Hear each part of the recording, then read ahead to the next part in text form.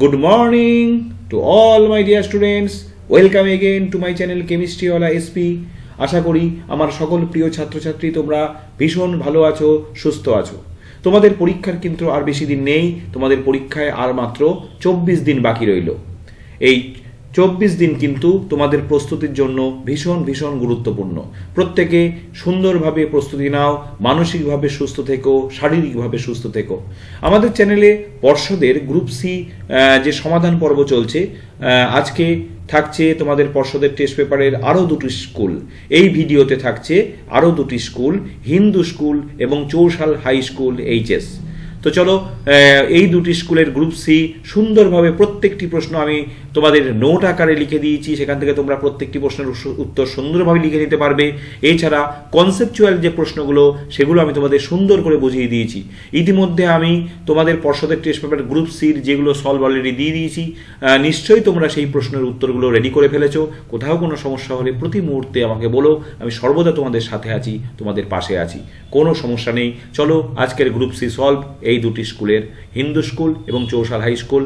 এবং শুরুতেই আমি হিন্দু স্কুল এবং চৌশাল হাই স্কুলের সম্মানীয় শিক্ষক শিক্ষিকাদের কৃতজ্ঞতা জানাচ্ছি এত সুন্দর দুটি পেজ আসন্ন 2025 সালের মাধ্যমিক পরীক্ষার্থীদের উদ্দেশ্যে দেওয়ার জন্য। তো চলো সময় নষ্ট না করে সরাসরি চলে যাচ্ছি আজকের সমাধান পর্বে। দেখো, প্রথমেই 3.1 একটা সুন্দর প্রশ্ন রয়েছে। এই প্রশ্নটা কিন্তু খুব গুরুত্বপূর্ণ প্রশ্ন, ভীষণ ইম্পর্টেন্ট প্রশ্ন। ওজোন স্তরে ওজনের বিয়োজনে NO এবং NO2 এর ভূমিকা কি, সংক্ষেপে আলোচনা করো। আচ্ছা, এখানে আমি লিখে নিয়েছি, এটাকে তোমরা পরে ছোটও করে নিতে পারো। আমি সুন্দর করে লিখে দিয়েছি, দেখো আমি বুঝিয়েও দিচ্ছি তোমাদের। বায়ুমণ্ডলের স্ট্র্যাটোস্ফিয়ারে নাইট্রোজেনের অক্সাইড সমূহ বৃদ্ধি পেলে ওজোন স্তরের ব্যাপক ক্ষয়সাধন ঘটে। এই অক্সাইড সমূহের অন্যতম উৎস হলো অতি দ্রুতগামী জেট প্লেন। তোমরা জানো বায়ুমণ্ডলের স্ট্র্যাটোস্ফিয়ার স্তর শান্ত মণ্ডল দিয়েই এই জেট প্লেন চলাচল করে। এখন স্ট্র্যাটোস্ফিয়ারের মধ্যে দিয়ে যাওয়ার সময় জেট প্লেন থেকে নির্গত ধোঁয়াতে প্রচুর পরিমাণে নাইট্রিক অক্সাইড গ্যাস থাকে। এই গ্যাসগুলি ওজোন অণুর সঙ্গে বিক্রিয়ায় O2 গ্যাস উৎপন্ন করে এবং নিজে নাইট্রোজেন ডাইঅক্সাইডে জারিত হয়। ভালো করে বুঝে নাও, এই জেট প্লেন থেকে যে নাইট্রিক অক্সাইড গ্যাস নির্গত হচ্ছে, সে কি করলো, সে ওজোন গ্যাসকে বিয়োজিত করে অক্সিজেন গ্যাসে রূপান্তরিত করলো এবং নিজে জারিত হয়ে নাইট্রোজেন ডাইঅক্সাইডে পরিণত হলো। তাহলে সামগ্রিকভাবে কি ঘটনা ঘটলো, এখানে একটা খুব বাজে ঘটনা ঘটলো। সেটা হচ্ছে এই ওজোন গ্যাসটা বিশ্লিষ্ট হয়ে গেল। ঠিক আছে, তাহলে স্বাভাবিকভাবে ওজোন স্তরের এই ওজোন গ্যাস যদি বিশ্লিষ্ট হয়ে যায়, সেই জায়গায় ওজোন গ্যাসের পরিমাণ কমে গেল। স্বাভাবিকভাবে এটা ওজোন ছিদ্র তৈরি করার জন্য এক ধাপে এগিয়ে গেল সেদিকে। এইবার আরো ঘটনা দেখো, আরেকটু রয়েছে এই প্রশ্নের উত্তর। দেখো, আবার বায়ুমণ্ডলের, তাহলে সেটা তো ঘটলোই, তাহলে কি ঘটলো তো দেখলেই তোমরা। NOO3 সঙ্গে যুক্ত হয়ে নিজে NO2 উৎপন্ন করলো আর O3 কে O2-তে বিজারিত করলো। তাহলে এইবার দেখো, বায়ুমণ্ডলের স্ট্র্যাটোস্ফিয়ার অংশে থাকা দীর্ঘ তরঙ্গদৈর্ঘ্য বিশিষ্ট অতিবেগুনি রশ্মি, এই আলট্রাভায়োলেট রে আবার কি করছে দেখো, এর প্রভাবে ওজোন অণু বিয়োজিত হয়ে অক্সিজেন অণু ও অক্সিজেন পরমাণু সৃষ্টি করে। দেখো বিক্রিয়াও আমি লিখে দিয়েছি, ওজোন অণু বিশ্লিষ্ট হয়ে অক্সিজেন অণু এবং অক্সিজেন পরমাণু সৃষ্টি করলো। এইবার এই যে NO2 তৈরি হয়েছিল কিছুক্ষণ আগে তোমাদের দেখালাম, সেই NO2 আবার ইউভি রশ্মি দ্বারা O3 এর বিয়োজনের ফলে উৎপন্ন পারমাণবিক অক্সিজেনের সঙ্গে বিক্রিয়া করে পুনরায় NO-তে পরিণত হলো। তাহলে সেই NO2 এই যে ওজনের বিয়োজনের ফলে উৎপন্ন যে অক্সিজেন, পারমাণবিক অক্সিজেন, তার সঙ্গে বিক্রিয়া করে আবার নাইট্রিক অক্সাইড উৎপন্ন করলো। ফলে নাইট্রিক অক্সাইডের পরিমাণ কিন্তু কোনোভাবেই কমছে না, সে কিন্তু রয়েই যাচ্ছে। স্বাভাবিকভাবে এই নাইট্রিক অক্সাইড আবার ওজনকে বিয়োজন করবে, ওজনের বিয়োজন ঘটিয়ে O2 আর নিজে NO2-তে পরিণত হবে। ফলে বারবার ঘটনাটা ঘটতেই থাকবে। ওজোন স্তরের অণুগুলির ক্রমাগত বিয়োজনের পরে ওজোন স্তর ক্ষয়প্রাপ্ত হয়। তাহলে বোঝা গেল NO আর NO2-র ভূমিকা। NO আর NO2-র ভূমিকা, এই গোটা নোটটাকে, গোটা কোয়েশ্চেনটাকে তুমি একটু ছোট করে নিতে পারো, এখানে অনেক তথ্য দেওয়া আছে, একটু কমিয়ে দিতে পারো। NO কি করছে, O3-র সঙ্গে যুক্ত হয়ে, আবার একবার বলে দিই, NO2 আর O2 উৎপন্ন করছে, এখানে O3 ভেঙে গেল। আবার দেখো এখানে বলছে স্ট্র্যাটোস্ফিয়ার অতিবেগুনি রশ্মির প্রভাবে এই ওজোন অণু ভেঙে গিয়ে যে অক্সিজেন অণু আর পারমাণবিক অক্সিজেন তৈরি করছে, সেই NO2 আবার এই পারমাণবিক অক্সিজেনের সঙ্গে যুক্ত হয়ে আবার NO উৎপন্ন করছে। এই যে বিক্রিয়া দেখালাম, NO উৎপন্ন করছে। তাহলে এই এনওটা আবার O3 কে ভাঙবে, এইভাবে ব্যাপারটা চক্রাকারে চলতেই থাকছে, এইভাবে ওজোন স্তরের ক্ষয় হচ্ছে, ওজোন ছিদ্র সৃষ্টি হচ্ছে। বোঝা গেল? তাহলে ওজোন ছিদ্র সৃষ্টি করার ক্ষেত্রে NO এবং NO2 দুটো গ্যাসেরই কিন্তু সক্রিয় ভূমিকা রয়েছে। খুব সুন্দর করে লিখিয়ে দিলাম এবং বুঝিয়েও দিলাম। চলো নেক্সট কোয়েশ্চেন দেখি। দেখো 3.2 তে একটি অঙ্ক রয়েছে। দুটি গ্যাস STP-তে যথাক্রমে 8960 ml এবং 5600 ml আয়তন দখল করে। গ্যাস দুটির মোল সংখ্যার অনুপাত নির্ণয় করো। চলো অঙ্কটা করি। আচ্ছা, STP-তে আমরা কি জানি? আমরা জানি 22,400 মানে 22.4 লিটারটাকে আমি ml এ কনভার্ট করবো, কারণ এখানে ml আছে। তাহলে 22,400 ml গ্যাসে অনুসংখ্যা কত, মোল সংখ্যা কত হয়? যে কোনো গ্যাসের মোল সংখ্যা কত হয়? মোল সংখ্যা হয় 1। ঠিক আছে, তাহলে 1 ml গ্যাসে মোল সংখ্যা হবে 1/22,400। সুতরাং প্রথম গ্যাসটার কত রয়েছে? 8,960 ml। গ্যাসে মোল সংখ্যা হবে 8,960/22,400। ক্লিয়ার? আবার দেখো দ্বিতীয় গ্যাসটা STP-তে এটা লিখছি 22,400 ml এ মোল সংখ্যা কত? মোল সংখ্যা 1। তাহলে 1 ml এ মোল সংখ্যা হবে একই রকম ভাবে 22,400। সুতরাং এখানে আছে 5,600 ml। তাহলে 5,600 ml এ মোল সংখ্যা হবে 5,600/22,400। তাহলে প্রথমটাই মোল সংখ্যা বেরোলো, এটা দ্বিতীয়টাই মোল সংখ্যা বেরোলো। এবার বলছে দুটি গ্যাস দুটির মোল সংখ্যার অনুপাত নির্ণয় করো। সুতরাং মোল সংখ্যার অনুপাত সমান সমান কত হবে? 8960 divided by 22,400 = 5600 divided by 22,400। Clear? এবার 8960/22,400 অনুপাতে গুণ করে দিলাম, তাহলে উপরে চলে যাবে এটা 22,400/5,600। এটা কেটে গেল, এখানে 00 কেটে গেল, তাহলে কি হলো?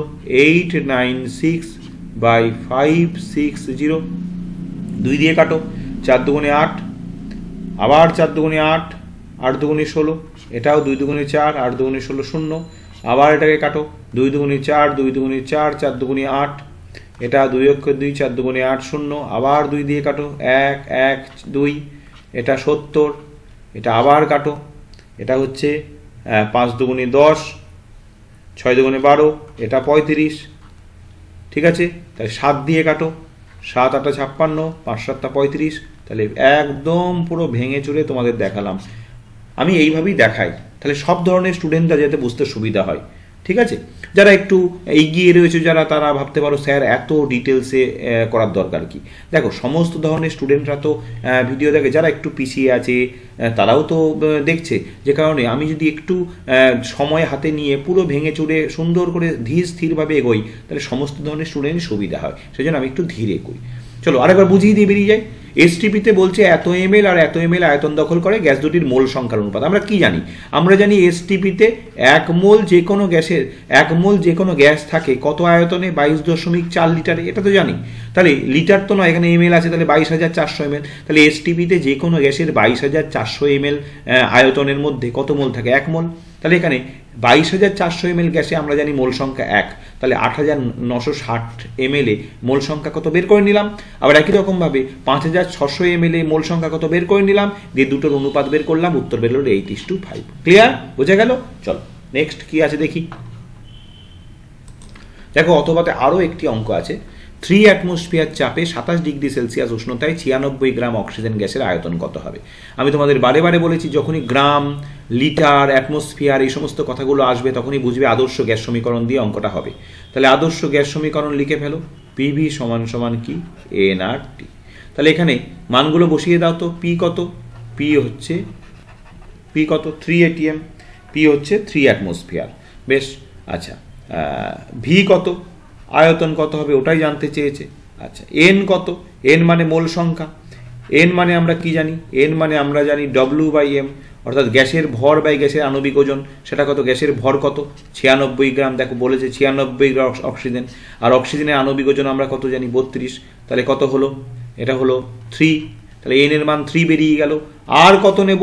যেহেতু পি এখানে অ্যাটমসফিয়ারে আছে, অতএব আর এর মানও লিটার অ্যাটমসফিয়ারে নেব। তাহলে 0.082 litre atmosphere mole inverse kelvin inverse. Okay, আর টিটা কেলভিনে, এখানে রয়েছে 27 ডিগ্রি সেলসিয়াস, সেটাকে কেলভিনে করো। তাহলে 273 প্লাস 27, তার মানে কত হচ্ছে? 300 কেলভিন। ওকে, সব বেরিয়ে গেল। এবার বসিয়ে দাও। তাহলে পিভি সমান সমান এনআরটি বসিয়ে দাও। পি বসিয়ে দাও 3, ভিটা বের করতে হবে, ভি রেখে দাও এরকম, এন এর জায়গায় 3 বসিয়ে দাও, আর এর জায়গায় 0.082 বসিয়ে দাও, আর টি এর জায়গায় 300 বসিয়ে দাও। সুতরাং ভি সমান সমান 3 ইন্টু 0.082 ইন্টু 300 ডিভাইডেড বাই 3, 3 কেটে গেল।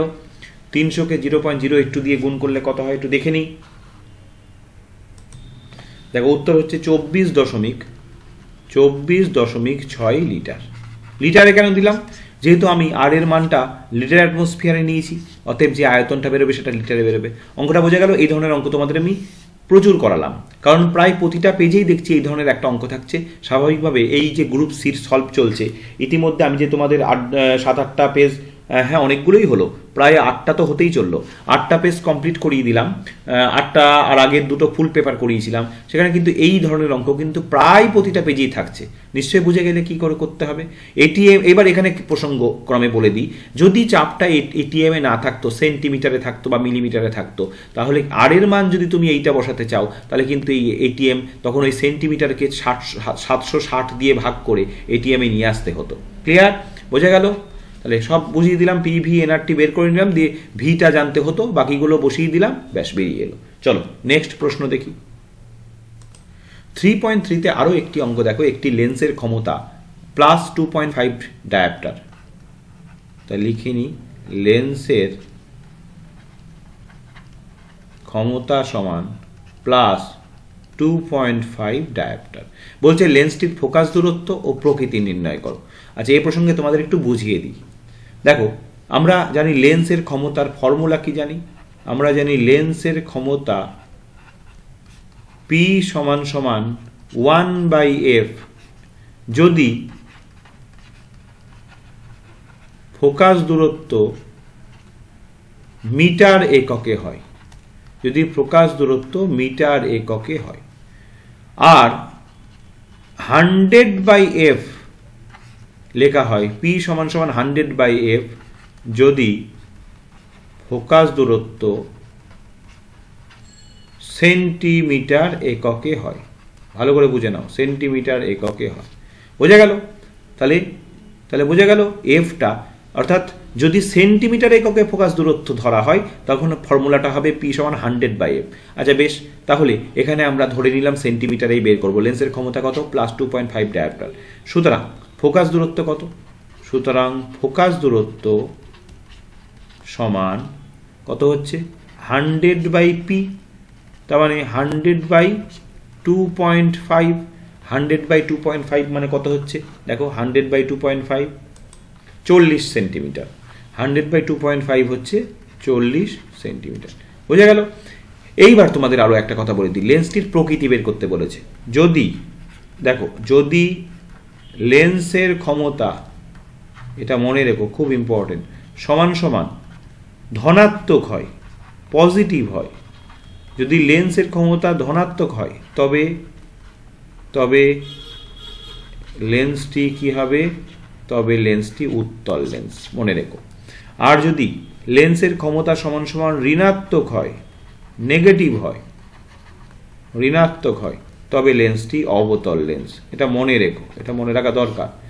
এইবার দেখো, এই লেন্সটির প্রকৃতি তাহলে কত? এটা কিন্তু এই ব্র্যাকেটের মধ্যে এই অংশটা তোমাদের জাস্ট তোমাদের শেখার জন্য বললাম। তাহলে লেন্সটির প্রকৃতি কি হবে? লেন্সটির প্রকৃতি হবে অবশ্যই, দেখো এখানে কি আছে? প্লাস আছে, তাহলে লেন্সটির প্রকৃতি হবে কি? উত্তল লেন্স। বোঝা গেল ব্যাপারটা? পুরো একদম সুন্দর করে বুঝিয়ে দিলাম। লেন্সের ক্ষমতা এখানে দেওয়া আছে +2.5 ডায়োপ্টার। এবার লেন্সের ক্ষমতার ফর্মুলা P = 1/f যদি ফোকাস দূরত্ব মিটার এককে হয়, আর 100/f যদি ফোকাস দূরত্ব সেন্টিমিটার এককে হয়। আমি P = 100/f ধরলাম, ফোকাস দূরত্ব সেন্টিমিটার বের যদি করি, তাহলে ফোকাস দূরত্ব সমান হবে P = 100/f হলে f = 100/p হবে। তাহলে 100/p এর জায়গায় 2.5 বসিয়ে দিলাম, তাহলে 40 সেন্টিমিটার। তাহলে লেন্সটির ফোকাস দূরত্ব বেরোলো 40 সেন্টিমিটার। ক্লিয়ার? বোঝা গেল ব্যাপারটা? আর এটা জেনে রেখো, লেন্সের ক্ষমতা যদি ধনাত্মক হয় তবে লেন্সটি উত্তল হয়, আর লেন্সের ক্ষমতা যদি ঋণাত্মক হয় তবে লেন্সটি অবতল হয়। তাহলে এক্ষেত্রে লেন্সটির যেহেতু প্লাস আছে, তাহলে লেন্সটি এক্ষেত্রে কি হবে? উত্তল লেন্স। ওকে, চলো নেক্সট প্রশ্ন দেখি। আরও একটি অঙ্ক দেখো অথবাতে, জল মাধ্যমে আলোর বেগ 2.25 × 10⁸ মিটার/সেকেন্ড হলে কাঁচ মাধ্যমে আলোর বেগ কত, যেখানে জলের প্রতিসরাঙ্ক এবং কাঁচের প্রতিসরাঙ্ক দেওয়া আছে।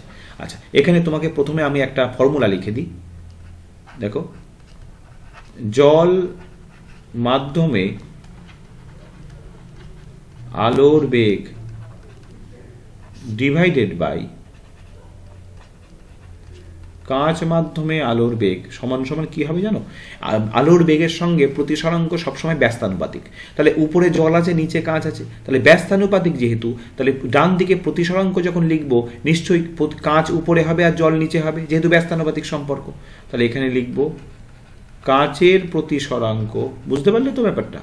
যদি সমানুপাতিক সম্পর্ক হতো তাহলে কিন্তু উপরে জল নিচে কাঁচ, এখানে লিখেছি, এখানে উপরে জলের প্রতিসরাঙ্ক নিচে কাঁচের প্রতিসরাঙ্ক হতো। কিন্তু যেহেতু ব্যস্তানুপাতিক সম্পর্ক, এখানে জল উপরে কাঁচ নিচে, আর এখানে হবে কাঁচ উপরে জল নিচে। ঠিক আছে? ডিভাইডেড বাই জলের প্রতিসরাঙ্ক। তাহলে এবার বসিয়ে দাও। এবার কি জল মাধ্যমে আলোর বেগ কত? জল মাধ্যমে আলোর বেগ 2.25 × 10⁸ ডিভাইডেড বাই কাঁচ মাধ্যমে আলোর বেগ সমান সমান, এবার কাঁচের প্রতিসরাঙ্ক কত? 3/2 বসিয়ে দাও, 3/2 ডিভাইডেড বাই জলের প্রতিসরাঙ্ক কত? 4/3। বেশ, সুতরাং এইবার আবার একবার লেখো না, অসুবিধা কি আছে? 2.25 × 10⁸ ডিভাইডেড বাই কাঁচ মাধ্যমে আলোর বেগ সমান সমান, এটা দেখো 3/2 ইন্টু উল্টে যাবে 3, এটা 3 উপরে চলে যাবে 4, তার মানে 9/8, তাই তো? এবার এটা উল্টে দাও, এটা উল্টে দাও। সুতরাং কাঁচ মাধ্যমে আলোর বেগ, তাহলে এইটা উল্টে নিচে চলে এলো 2.25 × 10⁸ সমান সমান, তাহলে 8 উপরে যাবে 9 নিচে আসবে। আমি স্টেপ জাম্প খুব কম করি, স্টেপ জাম্প করার স্বভাবটা খুব বাজে, ভুল হওয়ার সম্ভাবনা বেড়ে যায়। তাই দেখো প্রতিটা স্টেপই আমি লিখছি কাঁচ মাধ্যমে, সুতরাং কাঁচ মাধ্যমে আলোর বেগ সমান সমান 8/9 × 2.25 × 10⁸। ক্যালকুলেশন করলে কত বেরোবে? আর ক্যালকুলেশনটা করে নিই, তারপর আমি লিখছি। দেখো এখানে 8 × 2.25, 8 × 2.25কে গুণ করলে 18 হয়, নিচে 9 আছে, × 10⁸, তাহলে কেটে গেল 2, তাহলে উত্তর হলো 2 × 10⁸ মিটার/সেকেন্ড। অঙ্কটা একবার বুঝিয়ে দিই। অঙ্কটা রয়েছে এই ফর্মুলাটার উপরে দাঁড়িয়ে। এই ফর্মুলাটা সবসময় মনে রাখবে যে কোনো মাধ্যমে আলোর বেগ সমান ডিভাইডেড বাই অন্য কোনো মাধ্যমে আলোর বেগ সমান সমান, এবার যেটা এখানে উপরে যে মাধ্যমটা লিখলে প্রতিসরাঙ্কটা হবে নিচে, যেহেতু ব্যস্তানুপাতিক সম্পর্ক। তাহলে জল মাধ্যমে আলোর বেগ বাই কাঁচ মাধ্যমে আলোর বেগ সমান সমান কাঁচের প্রতিসরাঙ্ক বাই জলের প্রতিসরাঙ্ক। এবার 3টে ভ্যালু দেওয়া আছে, জল মাধ্যমে আলোর বেগ বসিয়ে দিলাম, যেটা বের করতে বলেছে সেটা রেখে দিলাম। এবার এই দুটোর প্রতিসরাঙ্ক আমি বসিয়ে দিলাম, দিয়ে এবার সরলীকরণ করে নিলাম। যে যদি কোনো স্টুডেন্ট স্টেপ জাম্প করে ইজিলি কনফিডেন্টলি স্টেপ জাম্প করতে পারে করবে।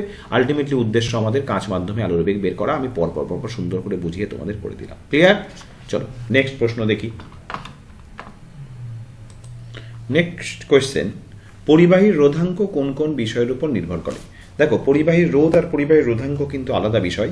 পরিবাহীর রোধ অনেক কিছুর উপর নির্ভর করে, পরিবাহীর দৈর্ঘ্য, পরিবাহীর প্রস্থচ্ছেদ, পরিবাহীর রোধ, পরিবাহীর প্রস্থচ্ছেদ, উপাদান, উষ্ণতা, এগুলোর উপর নির্ভর করে। কিন্তু পরিবাহীর রোধাঙ্ক শুধুমাত্র দুটো বিষয়ের উপর নির্ভর করে, পরিবাহীর উপাদান, 1 নম্বর হচ্ছে পরিবাহীর উপাদান, এবং 2 নম্বর হচ্ছে পরিবাহীর, এবং 2 নম্বর হচ্ছে উষ্ণতা। এই দুটো বিষয়ের উপর নির্ভর করে। ওকে, আচ্ছা, বিভিন্ন পরিবাহীর, আচ্ছা রোধাঙ্ক মানে কি? রোধাঙ্ক মানে হচ্ছে পরিবাহিতাঙ্কের অনন্যক।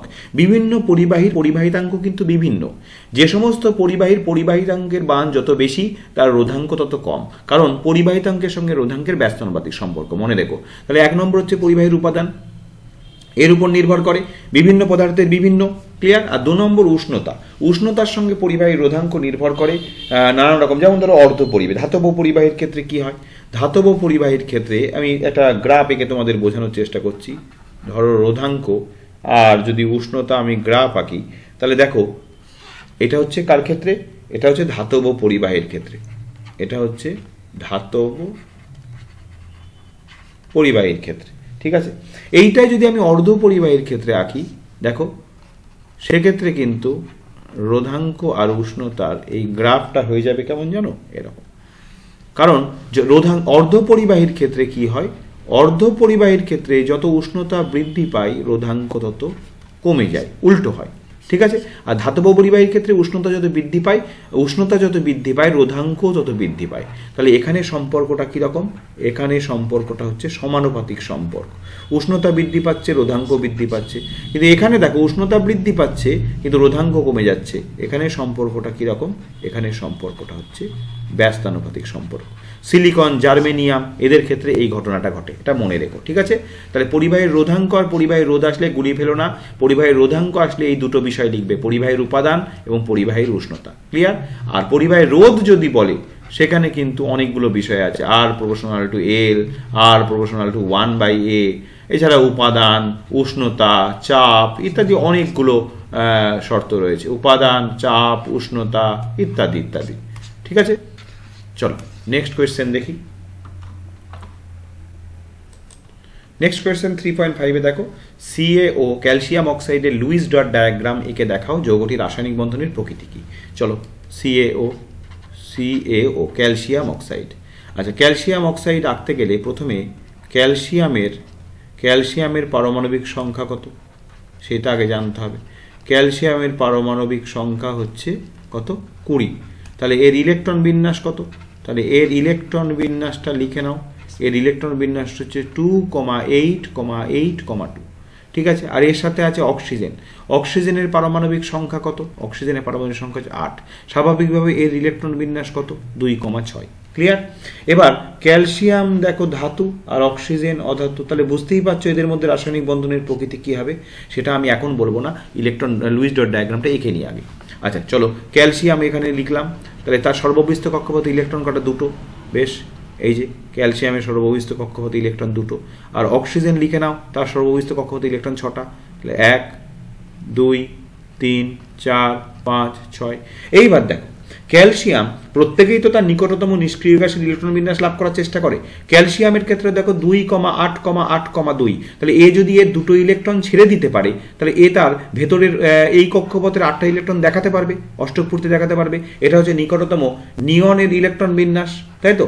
আবার একই রকমভাবে অক্সিজেন যদি তার সর্ববিস্ত কক্ষপথে 2টো ইলেকট্রন অ্যাচিভ করতে পারে, তাহলে সে 2,8 দেখাতে পারবে। এটা নিকটতম হিলিয়াম আর্গন, এটা হিলিয়াম নিয়ন, এটা হচ্ছে নিয়ন, আর এইটা হচ্ছে আর্গন। হ্যাঁ, এইটা আর্গন, আর্গনের ইলেকট্রন বিন্যাস ক্যালসিয়ামেরটা, আর অক্সিজেনের হচ্ছে নিয়ন। ঠিক আছে, নিয়ন, হিলিয়াম, নিয়ন, আর্গন, ক্রিপ্টন, জেনন, রেডন। তাহলে স্বাভাবিকভাবে প্রত্যেকে তার নিকটতম নিষ্ক্রিয় গ্যাসের ইলেকট্রন বিন্যাসে রূপ লাভ করার চেষ্টা করে এবং স্থায়ী হওয়ার চেষ্টা করে। তাহলে ক্যালসিয়ামের এই 2টো ইলেকট্রন ঝামেলা করছে, তাহলে ক্যালসিয়ামের মধ্যে সর্বদা কি যে ইচ্ছা থাকবে, প্রবণতা থাকবে, এই 2টো ইলেকট্রন আমি দিয়ে দেবো। আর অক্সিজেনের সর্বদা চেষ্টা থাকবে কোথা থেকে আমি 2টো ইলেকট্রন পাবো। এবার ক্যালসিয়াম আর অক্সিজেনের দেখা হয়েছে, স্বাভাবিকভাবেই এদের মধ্যে একটা মিউচুয়াল আন্ডারস্ট্যান্ডিং হলো যে ক্যালসিয়াম তার 2টো ইলেকট্রন দিয়ে দেবে, অক্সিজেন তার 2টো ইলেকট্রন নেবে। এই যে পারস্পরিক আদান প্রদানের মাধ্যমে ক্যালসিয়ামও সুস্থিতি লাভ করবে, অক্সিজেনও সুস্থিতি লাভ করবে। তাহলে স্বাভাবিকভাবেই ক্যালসিয়াম তো তার 2টো ইলেকট্রন কি করলো? পার্মানেন্টলি দিয়ে দিল, আর অক্সিজেন গ্রহণ করলো। স্বাভাবিকভাবেই ক্যালসিয়াম 2টো ইলেকট্রন দেওয়ার পরে যেহেতু 2টো ইলেকট্রন দিয়ে দিচ্ছে, এর মধ্যে 2টো ইলেকট্রন কমে গেল, তাহলে ক্যালসিয়ামের মাথায় আমি কি লিখবো? Ca2+। তাহলে এটা তখন একটা কি তৈরি করলো? এটা তখন একটা ক্যাটায়ন গঠন করলো, যার ইলেকট্রন বিন্যাস হচ্ছে 2,8,8, অর্থাৎ নিকটতম আর্গনের ইলেকট্রন বিন্যাসের রূপ লাভ করলো। তার মানে Ca2+ কি হলো? সুস্থিত হলো। অপরদিকে দুটো ইলেকট্রন গ্রহণ করে অক্সিজেন 1 2 3 4 5 6 আর অক্সিজেন ক্যালসিয়ামে দুটো ইলেকট্রন নিয়েছে, তাহলে এর এখন ইলেকট্রন 8টা। তাহলে এ দুটো ইলেকট্রন যেহেতু বাইরে থেকে গ্রহণ করেছে, এর মধ্যে অতিরিক্ত দুটো ইলেকট্রন প্রবেশ করেছে, তাই A2 মাইনাস লিখবো এর মাথায়। তাহলে এটা অ্যানায়ন তৈরি করলো, এর ইলেকট্রন বিন্যাস তখন কত হলো 2,8। তাহলে এটা কি, এটা হচ্ছে নিকটতম নিয়নের ইলেকট্রন বিন্যাস লাভ করলো, করে সুস্থিত লাভ করলো। স্বাভাবিকভাবে এবার তোমরা বলো ক্যাটায়ন আর অ্যানায়নের মধ্যে কোন প্রকার বন্ধন হয়? ক্যাটায়ন এবং অ্যানায়নের মধ্যে অবশ্যই আয়নীয় বন্ধন বা তড়িৎযোজী বন্ধন সৃষ্টি হবে। বোঝা গেল ব্যাপারটা? এটা আমি তোমাদের লুইস ডট ডায়াগ্রাম দিয়ে বুঝিয়ে দিলাম। ক্লিয়ার? বোঝা গেল? তাহলে সিএও লুইস ডট ডায়াগ্রাম একে দেখাতে হতো, একে দেখাও এবং যৌগটির রাসায়নিক বন্ধনের প্রকৃতি কি সেটাও দেখাও। তাহলে লুইস ডট ডায়াগ্রাম একে দিলাম এবং তার বন্ধনের প্রকৃতি আয়নীয় বন্ধন সেটাও বা তড়িৎযোজী বন্ধন সেটাও দেখিয়ে দিলাম। ক্লিয়ার? চলো নেক্সট প্রশ্ন কি আছে দেখি। ওকে, 3.6 দেখো আরও একটি লুইস ইলেকট্রন ডায়াগ্রাম আমাদের আঁকতে হবে। NH3 যৌগের রাসায়নিক বন্ধনের প্রকৃতি উল্লেখ করে লুইস ইলেকট্রন ডায়াগ্রাম অঙ্কন করো। চলো, নাইট্রোজেন, NH3 অ্যামোনিয়া, তাহলে নাইট্রোজেনের সর্বশেষ কক্ষপথে ইলেকট্রন কত? সর্বশেষ কক্ষপথে ইলেকট্রন সংখ্যা কত? নাইট্রোজেনের অ্যাকচুয়ালি থাকে কত? 7, পারমাণবিক সংখ্যা 7, তাহলে 2,5, তাহলে কত হচ্ছে? 5 হচ্ছে। ঠিক আছে। আর হাইড্রোজেনের সর্বশেষ কক্ষপথে ইলেকট্রন সংখ্যা কত? তোমরা যেন একটাই ইলেকট্রন থাকে, ওরা কিসের সর্বশেষ? তাহলে একটা ইলেকট্রন। আচ্ছা বেশ, এইবার দেখো আমি কি করছি। এই দেখো নাইট্রোজেন লিখলাম, তাহলে কটা ইলেকট্রন হবে? 5টা। 1 2 3 4 5 লিখলাম। এবার হাইড্রোজেন একটা করে 3 দিকে দিলাম। কেন দিলাম এক্ষুনি বুঝে যাবে। চলো, এইবার হাইড্রোজেনের একটা করে ইলেকট্রন আছে। কটা করে ইলেকট্রন আছে? একটা করে।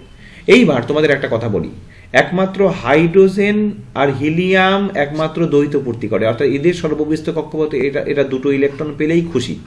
কিন্তু বাকি যত মৌল আছে প্রত্যেকটা মৌলের সর্ববিস্ত কক্ষপথে কটা ইলেকট্রন রাখতে চাই? 8টা। ক্লিয়ার?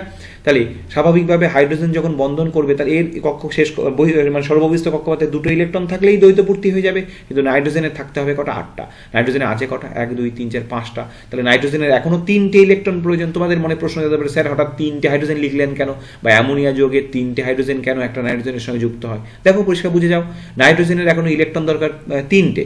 এবার একটা হাইড্রোজেন কটা ইলেকট্রন দান করতে পারে? একটা। তাহলে একটা হাইড্রোজেনে একটা ইলেকট্রন দান করতে পারে, কিন্তু নাইট্রোজেনের তো লাগবে 3টে। স্বাভাবিকভাবে এখানে হাইড্রোজেন কটা উপস্থিত হবে? 3টে। বেশ, এবার দেখো হাইড্রোজেন তার একটা ইলেকট্রন দিয়ে দিল, নাইট্রোজেনও তাহলে তার একটা ইলেকট্রন দিয়ে দিল, হাইড্রোজেন তার একটা ইলেকট্রন দিয়ে দিল, নাইট্রোজেনও একটা ইলেকট্রন দিয়ে দিল, হাইড্রোজেন একটা ইলেকট্রন দিয়ে দিল, নাইট্রোজেন একটা ইলেকট্রন দিয়ে দিল।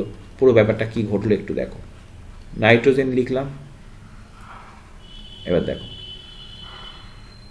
1 2 3, হাইড্রোজেন হাইড্রোজেন হাইড্রোজেন, ক্রস দিয়ে হাইড্রোজেন, নাইট্রোজেন এটা, ক্রস দিয়ে হাইড্রোজেন, নাইট্রোজেন এটা, ক্রস দিয়ে হাইড্রোজেন, নাইট্রোজেন। এবার নাইট্রোজেনের ছিল কটা? 1 2 3 4 5, দিয়েছে 3টে, তাহলে এখনো দুটো ইলেকট্রন রয়ে গেছে। এবার নাইট্রোজেনের কাউন্ট করো তো, 1 2 3 4 5 6 7 8, তাহলে নাইট্রোজেনের 8টা ইলেকট্রন হয়ে গেছে। প্রত্যেকটা হাইড্রোজেনের দেখো দুটো করে ইলেকট্রন হয়ে গেছে, প্রত্যেকে খুশি, নাইট্রোজেনও খুশি, হাইড্রোজেনও খুশি। এই বন্ধনটাকে আমরা কিভাবে লিখবো? আমরা যেহেতু দুটো করে ইলেকট্রন হলে তোমরা জানো সমযোজী এক বন্ধন তৈরি হয়। ঠিক আছে, ব্যাস হয়ে গেল। আর নাইট্রোজেনের উপরে দুটো ইলেকট্রন লেখো। এই যে অব্যবহৃত ইলেকট্রন, একে বলা হয় নিঃসঙ্গ ইলেকট্রন জোড়। কি বলে? নিঃসঙ্গ ইলেকট্রন জোড়, লোন পেয়ার অফ ইলেকট্রন। তাহলে অ্যামোনিয়াতে লোন পেয়ার অফ ইলেকট্রন কটা আছে? একটা লোন পেয়ার অফ ইলেকট্রন আছে। ক্লিয়ার? বোঝা গেল? তাহলে বন্ধনের প্রকৃতি উল্লেখ করো। বন্ধন দেখতেই পাচ্ছ, এটা কি বন্ধন? সমযোজী বন্ধন। দেখতেই পাচ্ছ সমযোজী বন্ধন। কেন সমযোজী বন্ধন? এখানে কিন্তু পার্মানেন্টলি অক্সিজেন রিলিজ হয়ে ছেড়ে দেওয়া বা ইলেকট্রন পার্মানেন্টলি নেওয়া এমন কোনো ঘটনা ঘটেনি, অর্থাৎ এখানে কিন্তু ক্যাটায়ন অ্যানায়ন তৈরি হয়নি। এখানে এ একটা ইলেকট্রন দিয়েছে, এও একটা ইলেকট্রন দিয়েছে। এভাবে ইলেকট্রন জোড় গঠনের মাধ্যমে ইলেকট্রন প্রথমে জোড় গঠন হয়েছে এখানে এখানে এখানে, এবং সেই ইলেকট্রন জোড় উভয়েই সমানভাবে ব্যবহার করছে। এও নিজের বলে মনে করছে, এও নিজের বলে মনে করছে, যেখানে এখানের বন্ধনটা কিন্তু সমযোজী বন্ধন। ক্লিয়ার? বন্ধনের প্রকৃতি উল্লেখ করে লুইস ইলেকট্রন ডায়াগ্রাম অঙ্কন করো। তাহলে আমি তোমাদের লুইস ডট ডায়াগ্রাম অঙ্কন করলাম এবং বন্ধনের প্রকৃতিও সুন্দর করে বুঝিয়ে দিলাম। ক্লিয়ার? চলো নেক্সট প্রশ্ন কি আছে দেখি। বাবা, অথবাতে আবার একটি দেখো লুইস ডট গঠন দেখাও, CO2 অণুর লুইস ডট গঠন দেখাও। চলো, কোনো অসুবিধা নেই, দেখাতেই হবে আমাদের। সি এর সর্ববিস্ত কক্ষপথে ইলেকট্রন কটা, সি এর পারমাণবিক সংখ্যা কত 6, তাহলে কত হচ্ছে 2,4, তাহলে সর্বশেষ কক্ষপথে ইলেকট্রন 4টে, এই দেখো লিখলাম 1 2 3 4। এবার অক্সিজেন এদিকে একটা লিখলাম, এদিকে একটা লিখলাম। অক্সিজেনের পারমাণবিক সংখ্যা 8, তাহলে 2,6, শেষ কক্ষপথে ইলেকট্রন 6টা, তাহলে 1 2 3 4 5 6, 1 2 3 4 5 6। এইবার দেখো এখানেও কিন্তু এর 6টা আছে, তাহলে এর আর অষ্টক পূর্তির জন্য কটা দরকার, 2টো দরকার। এরও 6টা আছে, এরও 2টো দরকার, কিন্তু কার্বনের দরকার কিন্তু আরও 4টে। এবার কি হলো দেখো তো, অক্সিজেন 2টো ইলেকট্রন দান করলো, মানে অক্সিজেন 2টো ইলেকট্রন ব্যবহার করলো, কার্বনও 2টো ইলেকট্রন ব্যবহার করলো। এদিকে এদিকেও কার্বন তার বাকি থাকা 2টো ইলেকট্রন দিয়ে দিল, অক্সিজেনও 2টো ইলেকট্রন দিয়ে দিল। দিয়ে এবার ইলেকট্রন জোড় গঠন হচ্ছে। কিভাবে হচ্ছে একটু দেখো, এই যে অক্সিজেন, এখানে কার্বন লিখলাম, এখানে আবার অক্সিজেন লিখলাম, মাঝখানে দেখো এই এই এই এই এও 2টো দিয়েছে, এও 2টো দিয়েছে, এও 2টো দিয়েছে, এও 2টো দিয়েছে। এইবার অক্সিজেনের ছিল কটা, 1 2 3 4 5 6টা, 2টো দিয়েছে, তাহলে এখনো 4টে রয়ে গেল। এই অক্সিজেনেরও তাই 4টে রয়ে গেল। এইবার দেখো, এইবার যেটা হচ্ছে অক্সিজেন কি করলো, এই গোল করলাম, এদিকেও এই অক্সিজেন এই গোল করলাম, আর মাঝখানে দেখো কার্বন এই গোল করলাম। ভালো করে বুঝে নাও এবার কি হলো, ভালো করে বুঝে নাও। এবার অক্সিজেনের কাউন্ট করো তো, অক্সিজেন এই 4টেকে নিজের বলে ভাববে তো, আবার এই অক্সিজেনও এই 4টেকেও নিজের বলে ভাববে, তাহলে কার্বন আবার এই 4টেকেও নিজের বলে ভাববে। এবার অক্সিজেনের কাউন্ট করো, 1 2 3 4 5 6 7 8, কটা, 8টা। কার্বনের কাউন্ট করো, 1 2 3 4 5 6 7 8, কটা, 8টা। এই অক্সিজেনের কাউন্ট করো, 1 2 3 4 5 6 7 8, কটা, 8টা। এবার এই বন্ধনটাকে আমরা কিভাবে লিখবো, যেহেতু 4টে ইলেকট্রন, আমরা জানি 2টো ইলেকট্রন দিয়ে সমযোজী এক বন্ধন তৈরি হয়, 4টে ইলেকট্রন দিয়ে দ্বিবন্ধন, আর 6টা ইলেকট্রন দিয়ে ত্রিবন্ধন তৈরি হয়, যেমন নাইট্রোজেনে 6টা ইলেকট্রন থাকে। যাই হোক, এখানে অক্সিজেন আর কার্বনের মধ্যে দ্বিবন্ধন, আবার এইদিকেও দ্বিবন্ধন। আর অক্সিজেনে দেখো 2টো করে লোন পেয়ার আছে, এই যে কটা করে লোন পেয়ার, 2টো করে লোন পেয়ার আছে। ক্লিয়ার? এদিকেও 2 জোড়া, এদিকেও 2 জোড়া, ব্যাস হয়ে গেল। কার্বন ডাইঅক্সাইড অণু লুইস ডট গঠন দেখানো হয়। ক্লিয়ার? চলো নেক্সট প্রশ্ন কি আছে দেখি। নেক্সট প্রশ্ন দেখো 3.7-এ, সিইউ ও এফি এর সক্রিয়তার তুলনা করতে একটি রাসায়নিক বিক্রিয়া সমিত রাসায়নিক সমীকরণ সহ লেখো। দেখো খুব সুন্দর করে আমি নোট আকারে এখানে লিখে দিলাম এবং বুঝিয়েও দেবো তোমাদের। চলো, ধাতুর সক্রিয়তা সারির উপরের দিকে অবস্থিত ধাতুগুলি বেশি তড়িৎ ধনাত্মক হয়, তাই সক্রিয়তা সারির উপরের দিকে অবস্থিত কোনো ধাতু অপেক্ষাকৃত নিচের দিকে অবস্থিত কোনো ধাতুর লবণের জলীয় দ্রবণ থেকে সংশ্লিষ্ট ধাতুটিকে প্রতিস্থাপিত করে অধক্ষিপ্ত করে। তামা এবং লোহার মধ্যে লোহার তড়িৎ ধনাত্মকতা বেশি হওয়ায় লোহা তড়িৎ রাসায়নিক শ্রেণীর উপরে অবস্থান করে, তাই লোহার সক্রিয়তা অপেক্ষাকৃত বেশি হয়। তাই কপার সালফেটের জলীয় দ্রবণে লোহার পেরেক ডুবিয়ে রাখলে আয়রন কি করে, লোহা কি করে, কপারকে প্রতিস্থাপিত করে। এটা একটা উদাহরণ। আমি তোমাদের এই বলছি একটি রাসায়নিক বিক্রিয়া সমিত রাসায়নিক সমীকরণ সহ লেখো, এই যে হলো। অন্যদিকে কপারের সক্রিয়তা সারিতে আয়রনের নিচে অবস্থিত হয়, আয়রনের লবণের জলীয় দ্রবণ থেকে আয়রনকে প্রতিস্থাপিত করতে পারে না। পুরো ব্যাপারটাকে একটু সহজ করে বুঝিয়ে দিচ্ছি তোমাদের। চলো, তোমরা জানো তোমাদের বইয়ে ধাতু সক্রিয়তা শ্রেণী আছে, দেখবে মাঝামাঝি জায়গায় হাইড্রোজেন আছে। মনে রাখবে এর উপরে যত ধাতু যত উপরে থাকবে তার ক্ষমতা তত বেশি। অর্থাৎ এখানে এই ধরো, এটা ধরো এ ধাতু, এটা বি ধাতু, এটা সি ধাতু, এই এ বি সি 3টে ধাতু। দেখো সি এর উপরে বি আছে, বি এর উপরে এ আছে। যে যত উপরে থাকবে তার ক্ষমতা তত বেশি, রাসায়নিক সক্রিয়তা তত বেশি, কারণ সে তত বেশি তড়িৎ ধনাত্মক। তাহলে এ ধাতুটা বি এর থেকে বেশি তড়িৎ ধনাত্মক, আবার বি ধাতুটা সি এর থেকে বেশি তড়িৎ ধনাত্মক। স্বাভাবিকভাবেই এ ধাতুটা বি এর থেকে বেশি সক্রিয়, আবার বি ধাতুটা সি এর থেকে বেশি সক্রিয়। বোঝা গেল ব্যাপারটা? যে ধাতু যত বেশি উপরে থাকবে তার সক্রিয়তা তত বেশি। এখন তড়িৎ রাসায়নিক শ্রেণীতে এফি কিন্তু সিইউ এর অনেক উপরে থাকে। তাহলে এফি যেহেতু সিইউ এর অনেক উপরে থাকছে, তাহলে স্বাভাবিকভাবেই এফি সিইউ এর থেকে অনেক বেশি ক্ষমতাশালী, অনেক বেশি সক্রিয়, তাই তো? এইবার দেখো এফির সঙ্গে সিইউএসও4 এর বিক্রিয়া হয়েছে। এই যে বললাম এফির সিইউ এর কোনো লবণের জলীয় দ্রবণ, তাহলে সিইউএসও কপার সালফেট। এবার এফির সঙ্গে সিইউএসও, এফির ক্ষমতা সিইউ এর থেকে অনেক বেশি, ফলে এফি এই দুর্বল সিইউকে কি করলো, প্রতিস্থাপিত করে দিল, দূরে সরিয়ে দিল, দূর হটিয়ে দিল। দিয়ে এফি সিইউএসও4 এর সঙ্গে বসে কি তৈরি করলো, ফেরাস সালফেট উৎপন্ন করলো। আর কপার যেহেতু দুর্বল, সে একাকী বসে থাকলো। বোঝা গেল ব্যাপারটা? কিন্তু উল্টো বিক্রিয়াটা যদি কখনো কপারকে এপিএসও4 এর দ্রবণের মধ্যে, অর্থাৎ কপারকে যদি এপিএসও4 দ্রবণের মধ্যে দেওয়া হয়, কপার কি এখান থেকে SO4 এর সঙ্গে যুক্ত হয়ে CuSO4 আর Ap কে আলাদা করতে পারবে? একদম পারবে না। কেন পারবে না? কারণ কপার দুর্বল ধাতু, তার পক্ষে ক্ষমতা নেই যে তার থেকে তীব্র, তার থেকে সক্রিয় ধাতুর একটা লবণ থেকে সেই ধাতুটাকে প্রতিস্থাপিত করা। বোঝা গেল ব্যাপারটা? তাহলে কপার ও এপির সক্রিয়তার তুলনা করতে একটি রাসায়নিক বিক্রিয়ার সমিত সমীকরণ সহ লেখো। আমি সমিত সমীকরণ লিখে সুন্দর করে বুঝিয়ে দিলাম। বোঝা গেল ব্যাপারটা? যে ধাতু যত সক্রিয়, সে তার থেকে কম সক্রিয় ধাতুর লবণ থেকে সেই ধাতুকে প্রতিস্থাপিত করে দিতে পারে, কিন্তু যে ধাতু দুর্বল, সে তার থেকে বেশি সক্রিয় ধাতুর লবণ থেকে সেই ধাতুকে প্রতিস্থাপিত করতে পারবে না। বোঝা গেল? সেই জন্য কপার সক্রিয়তার সাথে আয়রন নিচে আয়রনের লবণের জলীয় দ্রবণ থেকে আয়রনকে প্রতিস্থাপিত করতে পারে না। ক্লিয়ার?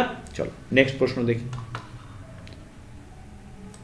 নেক্সট কোয়েশ্চেন রয়েছে, অ্যালুমিনা থেকে অ্যালুমিনিয়াম নিষ্কাশনের সময় ক্যাথোড হিসেবে কি ব্যবহার করা হয়, আর ক্যাথোড বিক্রিয়াটি লেখো। দেখো, অ্যালুমিনা থেকে অ্যালুমিনা তোমরা জানো, অ্যালুমিনা হচ্ছে Al2O3। এখান থেকে কি নিষ্কাশন করা হয়? অ্যালুমিনিয়াম ধাতু নিষ্কাশন করা হয়। ক্যাথোড হিসেবে ব্যবহার করা হয় স্টিল নির্মিত আয়তাকার ট্যাঙ্কের ভিতরের দিকে, আমি লিখে দিচ্ছি, লিখে নিও এখানে, স্টিল নির্মিত আয়তাকার ট্যাঙ্কের ভিতরের দিকে, স্টিল নির্মিত আয়তাকার ট্যাঙ্কের ভিতরের দিকে পুরু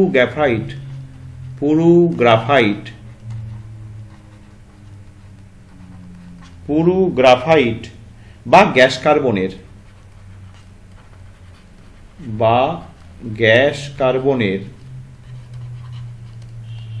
আস্তরণ দেওয়া থাকে, একে ক্যাথোড রূপে ব্যবহার করা হয়। ওকে, যতটুকু বলেছে ততটুকু উত্তর, বেশি লিখতে যেও না। এখানে অনেকে ছবি এঁকে যদি ভাবো ছবি এঁকে দেখিয়ে দেবো, এই কোনো প্রয়োজন নেই।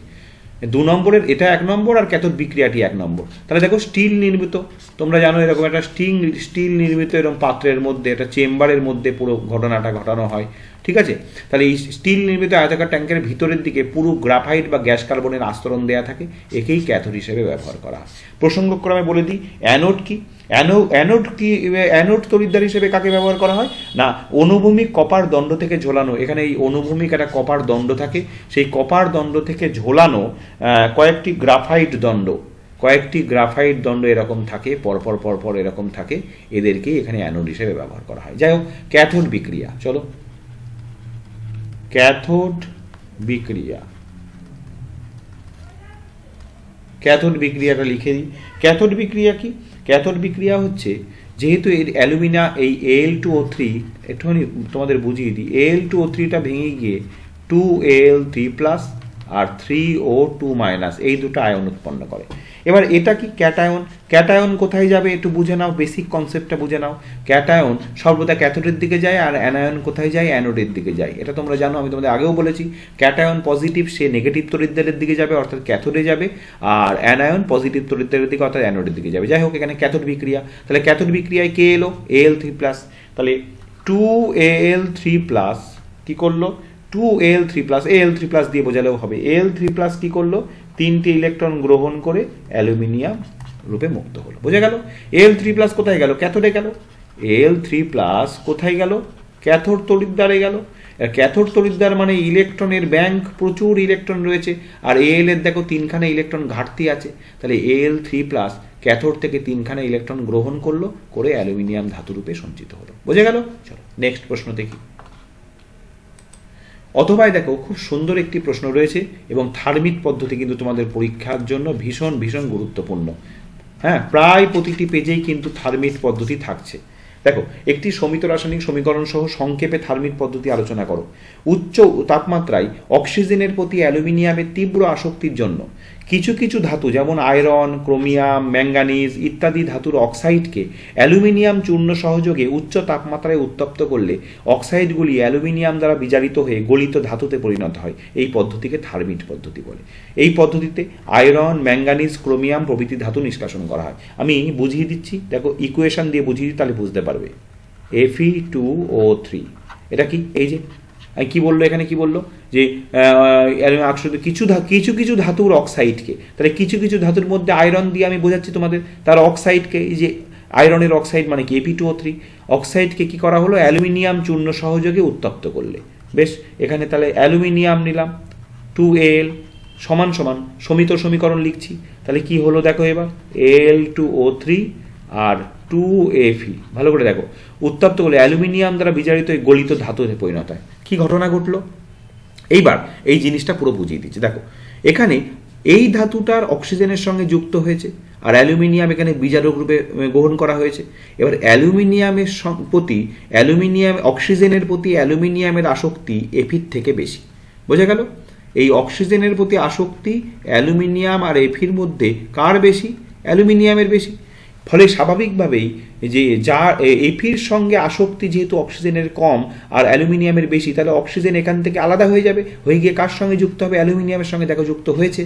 এ দেখো Al2O3, এখানে অক্সিজেন Ap2O3 থেকে বেরিয়ে এসে অ্যালুমিনিয়ামের সঙ্গে যুক্ত হয়ে অ্যালুমিনিয়াম অক্সাইড গঠন করেছে। স্বাভাবিকভাবেই ধাতব আয়রন কি হয়েছে, মুক্ত হয়ে গেছে, বোঝা গেল? এই যে নীতি, এই যে পদ্ধতি, এটাকেই বলা হয় থার্মিট পদ্ধতি। ক্লিয়ার? এক্ষেত্রে যে সমস্ত ধাতুর অক্সিজেনের প্রতি আসক্তি অ্যালুমিনিয়ামের থেকে কম, তাদের অক্সাইড থেকে সেই সমস্ত ধাতুগুলোকে মুক্ত করতে এই থার্মিট পদ্ধতি ব্যবহার করা হয়, বোঝা গেল? তাহলে আমি সমিত সমীকরণও দিয়ে দিলাম, এখানে 3 ভাগ ফেরিক অক্সাইড আর 1 ভাগ অ্যালুমিনিয়াম চূর্ণ ব্যবহার করা হয়, ঠিক আছে? একে থার্মিট মিক্সচার বলে।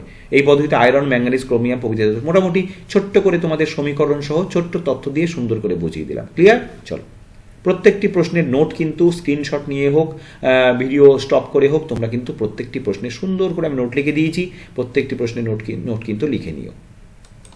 দেখো নেক্সট 3.9 রয়েছে ইথিলিনের পলিমারাইজেশন বিক্রিয়া দ্বারা কিভাবে, কি শর্তে পলিইথিলিন উৎপাদন করা হয়। তাহলে কি করা হয় দেখো, আমি এখানে লিখে দিচ্ছি ইথিলিনকে, এটাও কিন্তু খুব ইম্পর্টেন্ট, ইথিলিনের পলিমারাইজেশন বিক্রিয়া। ইথিলিনকে প্রথমে 1500 থেকে 2000 অ্যাটমসফিয়ার চাপে,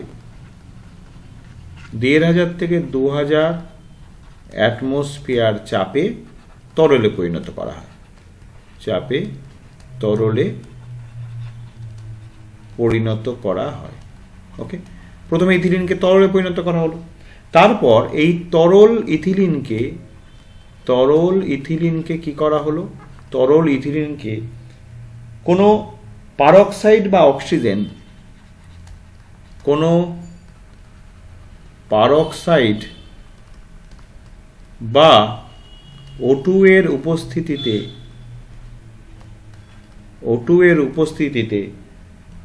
150 থেকে 200 ডিগ্রি সেলসিয়াস উষ্ণতায়, 150 থেকে 200 ডিগ্রি সেলসিয়াস উত্তপ্ত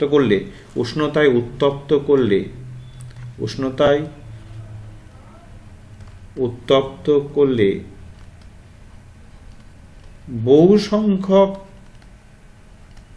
ইথিলিন অণু যুক্ত হয়ে কি তৈরি করলো, পলিইথিলিন বা পলিথিন উৎপন্ন করে। বোঝা গেল ব্যাপারটা? ক্লিয়ার?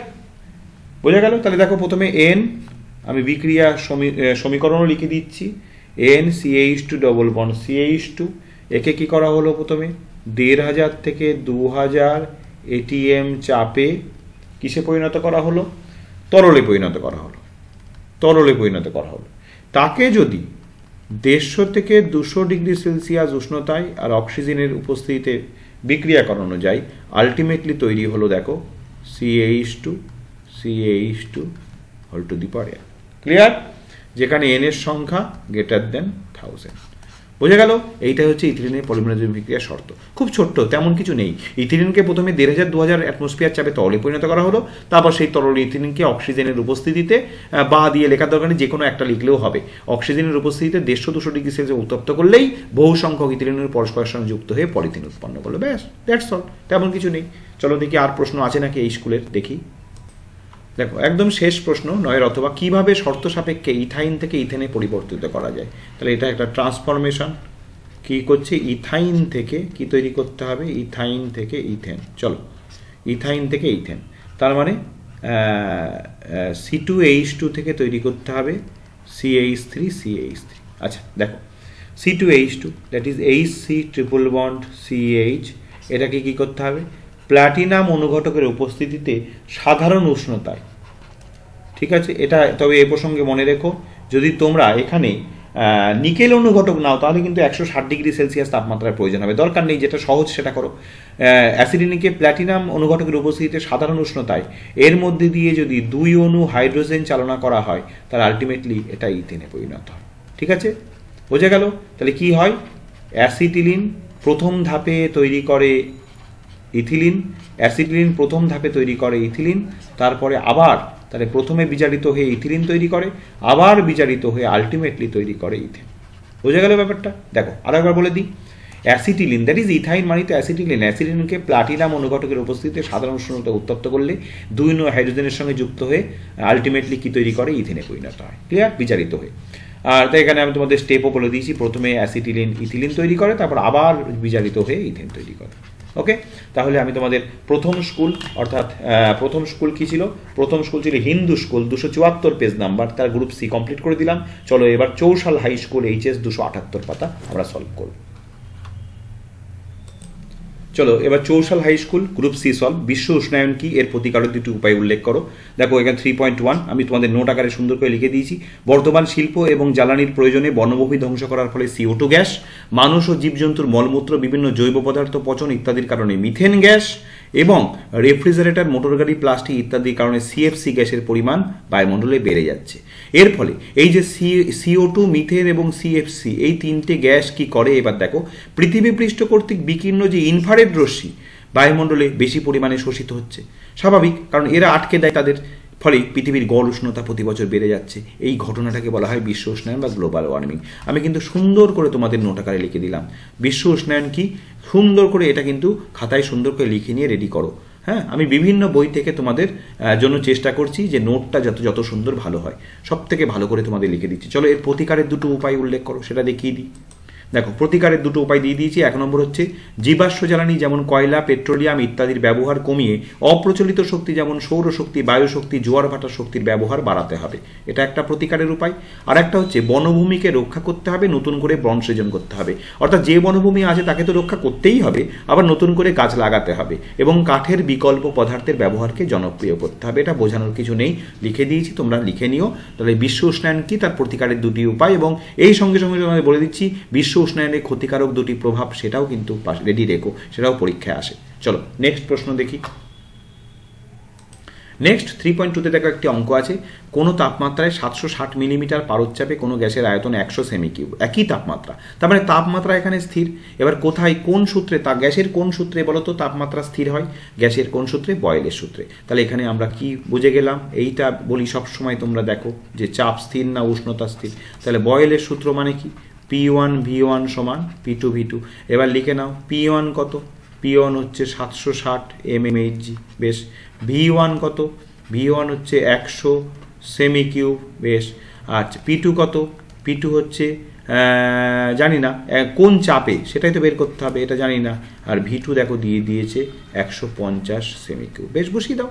P1 কত, 760 বসিয়ে দাও, V1 100 বসিয়ে দাও, P2টা রেখে দাও, আর V2টা 150 বসিয়ে দাও। সুতরাং P2 সমান সমান কত হলো, 760 ইন্টু 100 বাই 150। ওকে, 0 0 কেটে দাও, 5 2 10, 3 5 15। তাহলে কত হচ্ছে, এটা হচ্ছে 2 6 2 12, 7 2 14, তাই তো, 2 6 2 12, 7 2 14, 15, 1520 বাই 3, 1520 বাই 3 কত হচ্ছে দেখো, আমি ক্যালকুলেট করে নিই। দেখো যেটা বেরোচ্ছে সেটা হচ্ছে 506.67। এবার P1 কি এককে ছিল, mmHg, ব্যাস, তাহলে এটাও mmHg হবে। ওকে, বোঝা গেল অঙ্কটা, তাহলে করে দিলাম। P1 V1 সমান P2 V2 থেকে হলো, তাহলে P2 কত বেরোলো, 506.67 mmHg। নেক্সট প্রশ্ন কি আছে দেখি, চলো দেখো। অথবাই রয়েছে গ্যাস সংক্রান্ত চার্লসের সূত্রটি বিবৃত করো। এ প্রসঙ্গে তোমাদের একটা কথা বলে দিই, সূত্রে যদি বিবৃত করো থাকে তাহলে শুধুমাত্র সূত্রটাই লিখবে। যদি সূত্রটি বিবৃত করো এবং ব্যাখ্যা করো লেখা থাকে তবেই কিন্তু ব্যাখ্যা করবে, না হলে ব্যাখ্যা করতে যাওয়ার কোনো প্রয়োজন নেই। তাহলে শুধুমাত্র চার্লসের সূত্রটি মূল প্রতিপাদ্য বিষয় বা বিবৃতি করলেই কিন্তু ফুল মার্কস পাবে। চলো লিখে দিই। দেখো সুন্দর করে আমি তোমাদের বিবৃতিটা লিখে দিলাম। স্থির চাপে নির্দিষ্ট ভরের কোনো গ্যাসের উষ্ণতা প্রতি ডিগ্রি সেলসিয়াস বৃদ্ধি বা হ্রাস করলে তার আয়তন 0 ডিগ্রি সেলসিয়াস উষ্ণতার আয়তন অপেক্ষা যথাক্রমে 1/273 অংশ হারে বৃদ্ধি পাবে বা হ্রাস পাবে। এই 1/273 ভগ্নাংশটিকে স্থির চাপে গ্যাসের আয়তন প্রসারণ গুণাঙ্ক বলে। সুন্দর করে কিন্তু আমি বিবৃতিটা লিখে দিলাম। এবার একটা জিনিস খেয়াল করে, প্রসঙ্গে অনেক স্টুডেন্ট ভুল করে, এটা গুরুত্ব দেয় না। যেহেতু আমি প্রতি ডিগ্রি সেলসিয়াস বৃদ্ধি বা হ্রাস, এখানে বৃদ্ধিটা আগে লিখেছি, হ্রাসটা পরে লিখেছি, তাহলে এখানেও কিন্তু বৃদ্ধিটা আগে লিখতে হবে, হ্রাসটা পরে লিখতে হবে। এটা কিন্তু খেয়াল রেখো, বৃদ্ধি বৃদ্ধি হ্রাস হ্রাস, অর্থাৎ এটা যেন উল্টে পাল্টে না যায়, তাহলে কিন্তু সূত্রটা পুরো কেটে দেবে, 0 বসিয়ে দেবে। ঠিক আছে, উষ্ণতা প্রথমে বৃদ্ধি লিখেছি, পরে হ্রাস লিখেছি, তাহলে এখানে আয়তন হবে যথাক্রমে 1/273 অংশ হারে, এখানেও আগে বৃদ্ধি পরে হ্রাস লিখতে হবে। ঠিক আছে, সূত্রটা বিবৃতি লিখে দিলাম। নেক্সট দেখো 3.3 অবতল দর্পণের ক্ষেত্রে প্রমাণ করো F = r/2, যেখানে F সমান দর্পণের ফোকাস দূরত্ব, R সমান দর্পণের বক্রতা ব্যাসার্ধ। চলো এইটা কিন্তু প্রশ্নটা কিন্তু ভীষণ ভীষণ ইম্পর্টেন্ট, ভেরি ভেরি ইম্পর্টেন্ট। খুব সুন্দর করে এটা তৈরি করে রেখো। আচ্ছা, প্রথমে এটা প্রমাণ করতে গেলে আমাকে যেটা করতে হবে সেটা সুন্দর করে একটা ছবি এঁকে নিই আমি আগে। হ্যাঁ, চলো দেখো এখানে আমি একটা ছবি আঁকলাম। এখানে M1, এটার নাম দিলাম M1P M2, M1P একটি ক্ষুদ্র উন্মেষযুক্ত অবতল দর্পণ। এই ক্ষুদ্র উন্মেষ কথাটা কিন্তু খুব গুরুত্বপূর্ণ এখানে। ঠিক আছে, যাই হোক, এই দর্পণটির এইটা হচ্ছে বক্রতা কেন্দ্র, এর নাম দিলাম C বক্রতা কেন্দ্র, আর এটা হচ্ছে মেরু, এই ফোকাস দূরত্ব, এর নাম দিলাম F। ঠিক আছে, আচ্ছা বেশ। এইবার দর্পণটির মেরু P। এবার এই দর্পণটিতে RS, দর্পণের প্রধান অক্ষের সমান্তরালভাবে আগত আলোকরশ্মি, একটি আলোকরশ্মি RS দর্পণের উপর আপতিত হলো S বিন্দুতে হয়ে। এবার তোমরা জানো প্রধান অক্ষের সমান্তরাল আলোকরশ্মি প্রতিফলনের পর ফোকাস দিয়ে যায়, তাহলে স্বাভাবিকভাবেই এদিক দিয়ে যাবে, ব্যাস এদিক দিয়ে প্রতিফলিত হয়ে বেরিয়ে গেল। তাহলে RS হচ্ছে আপতিত রশ্মি, আর ST এটা হচ্ছে প্রতিফলিত রশ্মি। তাহলে RS এখানে কি, একটু বুঝে নাও, আমি হইচই করছি না, এটা বুঝে নিতে হবে তোমাদের। এটা হচ্ছে আপতিত রশ্মি, আর ST এখানে কি, ST এখানে প্রতিফলিত রশ্মি। ঠিক আছে, এবার বক্রতা কেন্দ্র C থেকে যদি একটা এখানে S পর্যন্ত একটা সরলরেখা টানো, স্বাভাবিকভাবেই CS এখানে কি হয়ে গেল গো, অবিলম্ব হলো, তাই তো? যে কোনো বৃত্তের কেন্দ্র থেকে বৃত্তের যে কোনো স্থানে যদি একটা সরলরেখা টানো, সেটাই তো লম্ব, তাহলে অবিলম্ব CS। এইবার দেখো RS আপতিত রশ্মিটা অবিলম্বের সঙ্গে যে কোণ উৎপন্ন করেছে, এটার নাম দিলাম কি, থিটা। তাহলে এখানে RSC সমান কি গো, কি কোণ, আপতন কোণ। এটা সমান আপতন কোণ সমান থিটা। আবার দেখো এই CST, আবার দেখো CST সেটা সমান কি কোণ, সেটা সমান প্রতিফলন কোণ, সেটাও সমান থিটা হবে, কারণ প্রতিফলনের সূত্রে আমরা কি জানি, আপতন কোণ প্রতিফলন কোণ সর্বদা সমান হয়, জানি। বেশ, তাহলে এই কোণটা আর এই কোণটা সমান হলো, এটাও থিটা। এইবার আবার দেখো RS এবং CP এই পরস্পর সমান্তরাল। এই যে RS আর CP পরস্পরের সমান্তরাল দুটো সরলরেখা। ঠিক আছে, পরস্পরের সমান্তরাল দুটো সরলরেখা, আর CS এখানে ছেদক। এই যে RS আর CP সমান্তরাল সরলরেখা, CS ছেদক। তাহলে এই স্বাভাবিকভাবেই এখানে এই কোণটা আর এই কোণটা পরস্পর একান্তর কোণ হয়। তাহলে এই যে কোণটা, এবং এখানে লিখে দাও CS কি, ছেদক। সুতরাং এখানে কোণ RSC সমান কোণ SCF, এই কোণটা সমান SCF। এরা কি একান্তর কোণ, এরা পরস্পর সমান হবে, এরা একান্তর কোণ সমান হবে। তাহলে এই কোণটা সমান হলো, আবার এই কোণটা সমান হলো, তাহলে এই কোণটা আর এই কোণটা পরস্পর সমান হবে। সুতরাং আমরা লিখতেই পারি যে SCF এই কোণটা সমান CSF CSF লিখতেই পারি। এবার এই যে ত্রিভুজ CSF, এই যে CSF ত্রিভুজটা, সেই ত্রিভুজটার ভূমি সংলগ্ন কোণ দুটো কি হলো, সমান হয়ে গেল। এই ভূমি সংলগ্ন কোণ দুটো সমান হয়ে গেলে এই দুটো কোণ যদি সমান হয়, সুতরাং আমরা লিখতে পারি ভূমি সংলগ্ন কোণ দুটো সমান হলে ত্রিভুজটা কি ত্রিভুজ, সমদ্বিবাহু ত্রিভুজ। তাহলে লিখতে পারি আমরা CF সমান FS, লিখতে পারি তো। এই CF আর FS এই দুটো বাহু পরস্পর সমান, ক্লিয়ার। এবার যেহেতু দর্পণটা ক্ষুদ্র উন্মেষ হওয়ার জন্য এই এফএসটা, এই যে এফএস বাহুটা এফপি বাহু সমান ধরে নিতে পারি, এফএসটা ধরে নিতে পারি এফপি সমান। সুতরাং সিএফ সমান সমান এফপি সমান সমান হাফ অফ সিপি। এখন এই সিপি দূরত্বটা কি? সিপি দর্পণের বক্রতা ব্যাসার্ধ, আর এফপিটা কি? তাহলে এফপি সমান সমান হাফ অফ সিপি।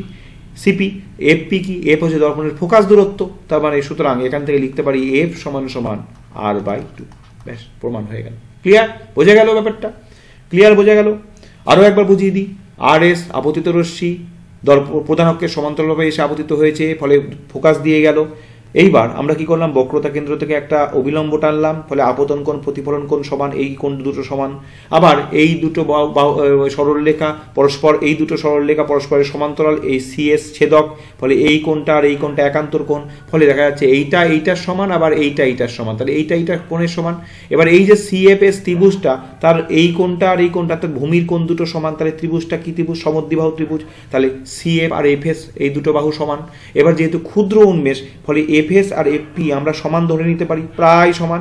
হ্যাঁ, এফএস আর এফপি দুটো সমান ধরে নিতে পারি। তাহলে স্বাভাবিকভাবেই এই সিএফ এফএস ছিল, তাহলে সিএফ সমান সমান এফপি লিখতে পারি। তাহলে সিএফ সমান সমান এফপি, তাহলে এফপি সমান সমান হাফ অফ সিপি। এফপি মানে ফোকাস দূরত্ব, আর সিপি মানে বক্রতা কেন্দ্র। ব্যাস, এফ সমান R/2। ক্লিয়ার? অথবাতে দেখো, অবতল দর্পণ দ্বারা আকারে বড় অসৎবিম্ব চিত্র সহ ব্যাখ্যা করো। আচ্ছা, ছবিটা এঁকে নিয়ে আগে, তারপরে বলছি। এটা ধরলাম অবতল দর্পণ, মোটামুটি এঁকে নিও, খুব সময় দিয়ে আঁকার দরকার নেই। এইটা হচ্ছে মেরু, আর এইটা ধরলাম ফোকাস দূরত্ব, আর এটা বক্রতা কেন্দ্র ধরলাম সি। আচ্ছা, অবশ্যই বস্তুটাকে মেরু এবং ফোকাসের মাঝে রাখতে হবে, এটা মাথায় রেখো। কি করতে হবে? আকারে বড় অসৎবিম্ব তৈরি করতে হবে, তাই তো? তাহলে কি হবে? একটা আলোক রশ্মি এখান থেকে প্রধান অক্ষের সমান্তরালভাবে এখান থেকে গিয়ে কোথা দিয়ে গেল? ফোকাস দিয়ে যাবে, তাই তো? ফোকাস দিয়ে যাবে। এখান থেকে আলোক রশ্মি তোমরা জানো প্রধান অক্ষের সমান্তরালে গেলে প্রতিফলিত হয়ে ফোকাস বিন্দু দিয়ে যায়, ফোকাস দিয়ে গেল। ঠিক আছে, আর একটা আলোক রশ্মি কি করলো? আর একটা আলোক রশ্মি দেখো এখান থেকে এই গিয়ে দর্পণের উপর আপতিত হয়ে সেই পথেই বাধা পেয়ে কোথা দিয়ে গেল? সেই পথেই বাধা দিয়ে বক্রতা কেন্দ্র দিয়ে বেরিয়ে যাবে। তাহলে এই দুটোকে যদি পেছন দিকে বর্ধিত করা যায়, তাহলে সেই গিয়ে এখানে মিলিত হলো। স্বাভাবিকভাবেই এখানে একটা প্রতিবিম্ব তৈরি হলো, তাই তো? তাহলে এখানে যদি পি কিউ বস্তু ধরো, এটা ধরো অন্য কিছু ধরে নিলাম, আর পি কিউ যদি বস্তু ধরো, তাহলে পি প্রাইম কিউ প্রাইম প্রতিবিম্ব হলো। তাহলে পি কিউ এখানে কি? দেখো বস্তু, আর পি প্রাইম কিউ প্রাইম এখানে কি? পি প্রাইম কিউ প্রাইম এখানে প্রতিবিম্ব। স্বাভাবিকভাবেই দেখতে পাচ্ছ P prime Q prime P Q এর থেকে বড়, অর্থাৎ অবশ্যই বিবর্ধিত প্রতিবিম্ব তৈরি হলো। তাহলে আর বস্তুর অবস্থান কোথায়? এগুলো কিন্তু খুব ইম্পর্টেন্ট। বস্তুর অবস্থান কোথায় বসাতে হবে এটা পেতে গেলে মেরু এবং কোথায় বসালাম? মেরু এবং ফোকাসের মাঝে। এই দেখো মেরু আর ফোকাসের মাঝে বসালাম, ঠিক আছে। আর প্রতিবিম্বের অবস্থান কোথায় হলো? প্রতিবিম্বের অবস্থান দর্পণের পেছনে, তাহলে কি তৈরি হলো? বস্তুর থেকে আকারে বড় এবং অসৎ বিম্ব তৈরি হলো। ক্লিয়ার? এইভাবে অবতল দর্পণ দ্বারা বস্তুর থেকে আকারে বড় অসৎ বিম্ব গঠন করা যায়। ক্লিয়ার? চলো নেক্সট প্রশ্ন দেখি কি আছে। আচ্ছা, নেক্সট প্রশ্ন 3.4-এ অ্যাম্পিয়ারের সন্তরণ নিয়মটি দেখো। এটা স্টার দিলাম, ভীষণ গুরুত্বপূর্ণ। আমি একটা ছবিও এঁকে দিয়েছি। দেখো অ্যাম্পিয়ার সন্তরণ, যদি কোনো কাল্পনিক সাঁতারু তড়িৎবাহী তার বরাবর, দেখো তড়িৎবাহী তার বরাবর, ডিরেকশন অফ কারেন্ট কোন দিকে হচ্ছে? তড়িৎবাহী তার বরাবর এইদিকে। তড়িৎবাহী তার বরাবর তড়িৎ প্রবাহের অভিমুখে, আমি ধরে নিলাম এই যে তড়িৎবাহী তার, এই দেখো তড়িৎবাহী তার, এই যে এর পা থেকে মাথার দিকে ধরো তড়িৎ প্রবাহ হচ্ছে এই তার বরাবর। এখানে একটা দেখো তার আছে, এই তার।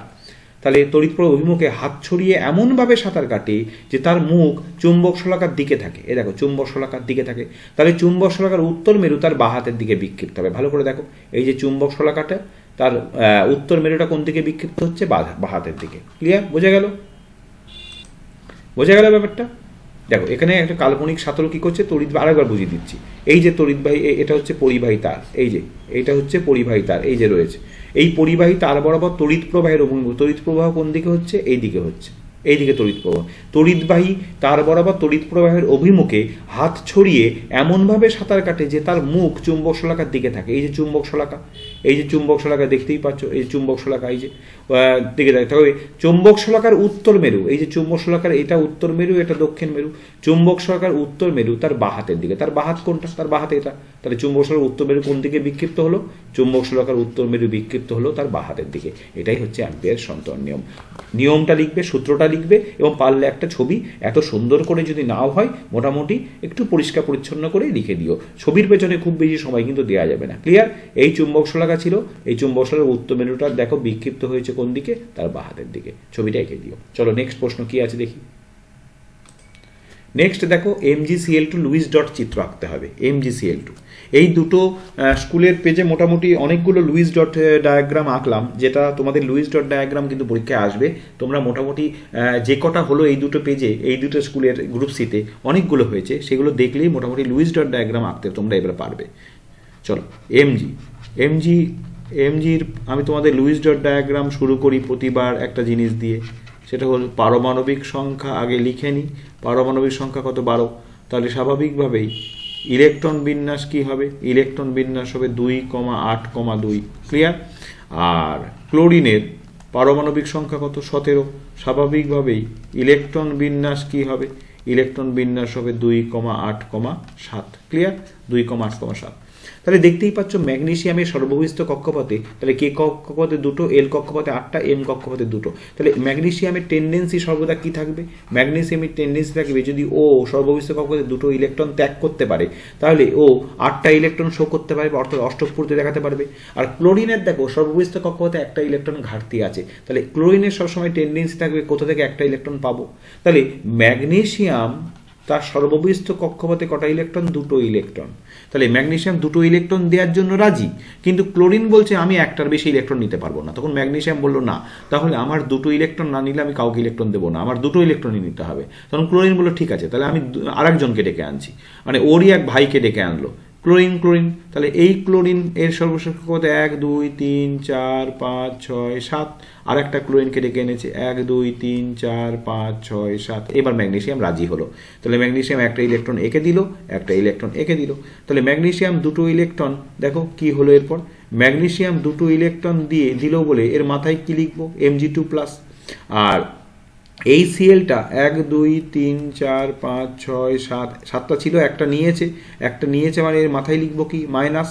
আবার এই সিএলও 1, 2, 3, 4, 5, 6, 7টা ছিল, একটা নিয়েছে, তাহলে এর মাথায়ও লিখবো মাইনাস, তাই তো? তাহলে এইটা তৈরি করলো কি, এটা তৈরি করলো ক্যাটায়ন। আর এরা তৈরি করলো প্রত্যেকে কি তৈরি করলো, এরা প্রত্যেকে তৈরি করলো অ্যানায়ন। বোঝা গেল ব্যাপারটা? এখন ক্যাটায়ন অ্যানায়ন, তাহলে এদের মধ্যে স্বাভাবিকভাবে কি ধরনের বন্ধন তৈরি হবে, এদের মধ্যে তাহলে তৈরি হলো MgCl2। বোঝা গেল? এটা কি ধরনের বন্ধন, এটা হচ্ছে আয়নীয় বন্ধন। তোমরা জানো ক্যাটায়ন অ্যানায়ন গঠনের মাধ্যমে তৈরি হয় আয়নীয় বন্ধন, আর ইলেকট্রন জোড় গঠনের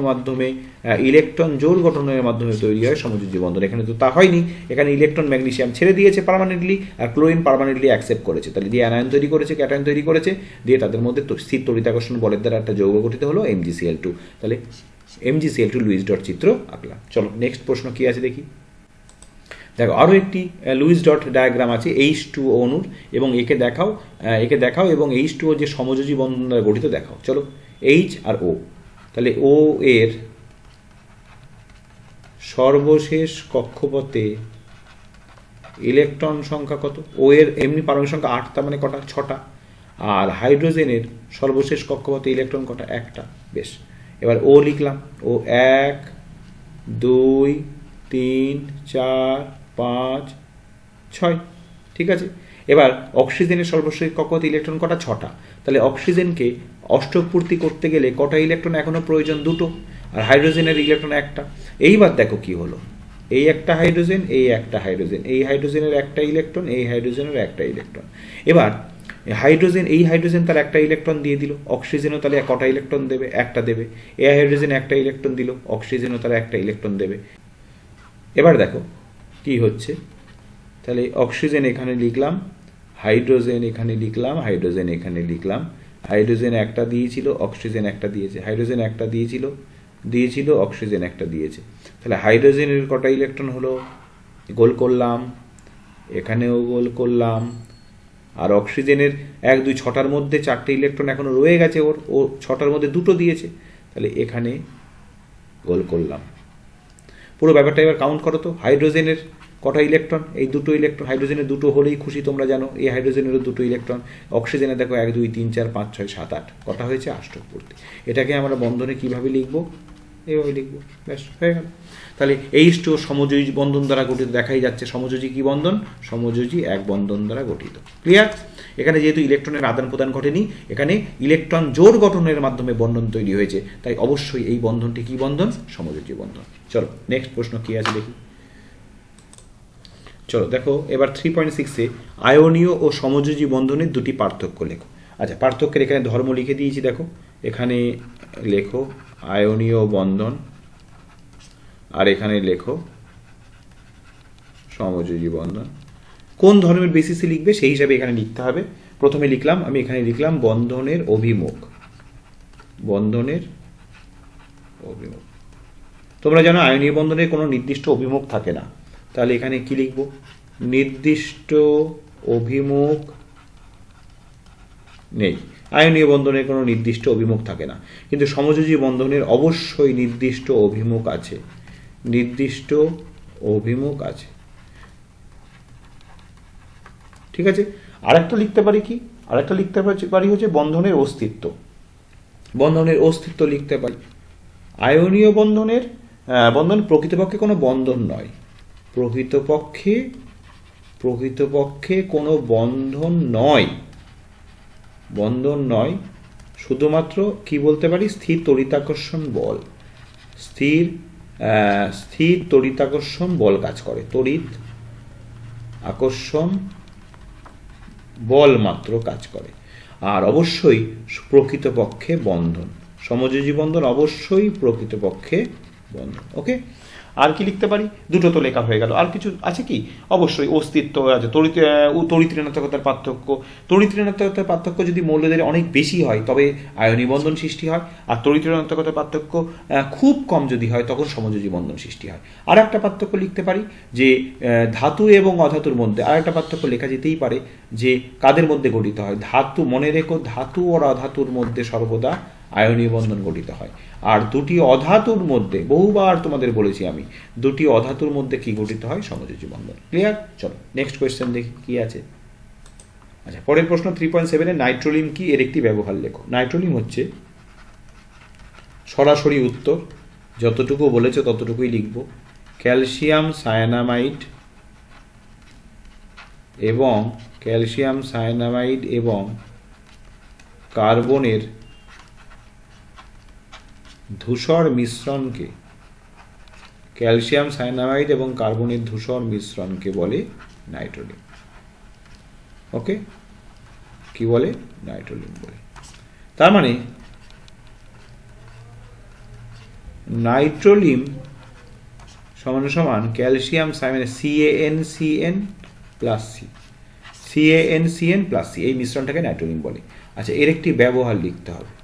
তোমরা জানো প্রত্যেকে যে নাইট্রোলিমকে জমিতে কি করা হয়, সার হিসাবে ব্যবহার করা হয়। ওকে, চলো নেক্সট প্রশ্ন দেখি। এই নাইট্রোলিমের প্রশ্নটা বহুবার আসলো এই কদিনের মধ্যে, দেখতে পেলাম আমরা গ্রুপ সি সলভ করতে গিয়ে।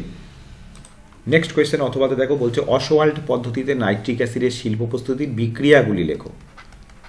Very very very very important, যেগুলো ভীষণ ইম্পর্টেন্ট আমি অবশ্যই তোমাদের বলে দেবো।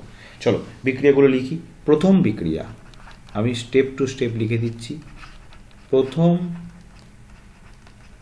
প্রথম বিক্রিয়া কি আছে দেখো। প্রথম বিক্রিয়া 4NH3 প্লাস 5O2 সমান 4NO প্লাস 6H2 প্লাস তাপ। এটা তুমি লিখতেও পারো, নাও পারো, তাপমোচী বিক্রিয়া লিখতে পারো।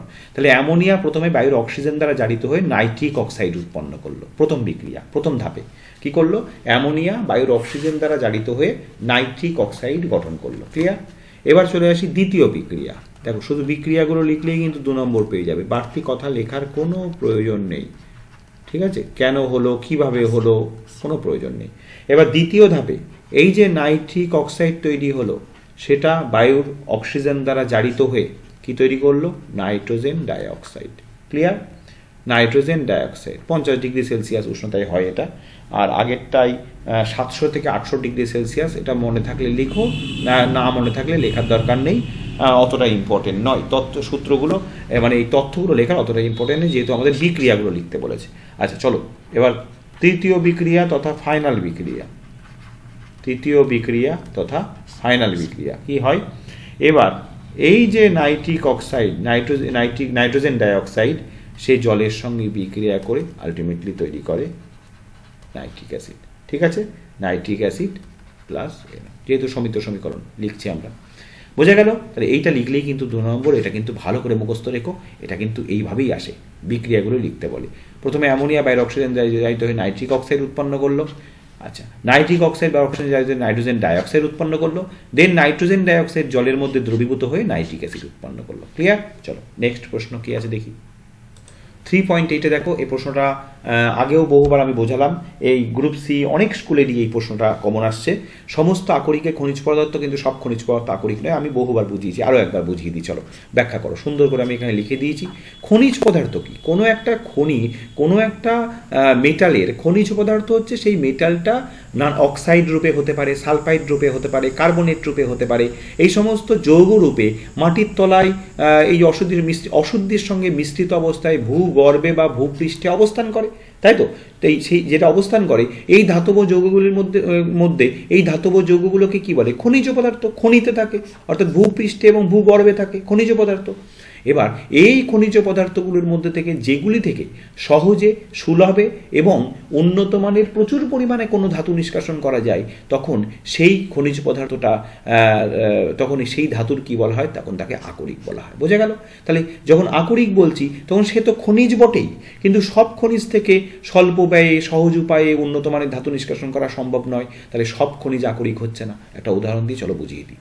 যেমন লোহার খনিজ হলো রেড হেমাটাইট আর আয়রন পাইরাইটস। তাহলে এই রেড হেমাটাইটের মধ্যেও লোহা আছে, আয়রন পাইরাইটিসের মধ্যেও লোহা আছে। তাহলে দুটোই লোহার খনিজ। এবং এবার দেখো, এই দুটোর মধ্যে থেকে রেড হেমাটাইট থেকে সহজ উপায়ে এবং সুলভে উচ্চমানের আয়রন নিষ্কাশন করা যায়, কিন্তু আয়রন পাইরাইটস থেকে লোহা নিষ্কাশন করা যায় না। তাহলে কি দাঁড়ালো? এই দুটোই কিন্তু লোহার খনিজ, কিন্তু রেড হেমাটাইট থেকে যেহেতু সহজে সুলভে আয়রন নিষ্কাশন করা গেল, তাহলে রেড হেমাটাইট হলো লোহার আকরিক, আয়রন পাইরাইটস কিন্তু হলো না। তাহলে কি দাঁড়ালো? তাহলে এই রেড হেমাটাইটের দুটো পরিচিতি হলো। প্রথম পরিচয় হচ্ছে খনিজ, দ্বিতীয় পরিচয় হচ্ছে আকরিক, কিন্তু আয়রন পাইরাইটসের একটাই পরিচয় হলো খনিজ। তাহলে সব আকরিকই খনিজ, কিন্তু সব খনিজ আকরিক নয়। বোঝা গেল? চলো, নোট আকারে লিখে দিয়েছি, সুন্দর করে লিখে নিও। উদাহরণ সহ লেখা আছে, খুব সুন্দর করে লিখে নিও। পরীক্ষা আসলে অবশ্যই এটা লিখবে। খুব সুন্দর করেই আমি তোমাদের লিখিয়েছি। চলো নেক্সট প্রশ্ন দেখি। চলো নেক্সট 3.9, অজৈব ও জৈব যৌগের দুটি পার্থক্য লেখো। ভীষণ ভীষণ ইম্পর্টেন্ট, বলে দিলাম আমি। এটা ভালো করে এগুলো গুরুত্ব দিয়ে করো। আচ্ছা, ধর্ম দিয়ে আমি পার্থক্যটা লিখেছি। কি কোন ধর্মের বেসিসে লিখবো? চলো প্রথমে লিখবো গলনাঙ্ক ও স্ফুটনাঙ্ক।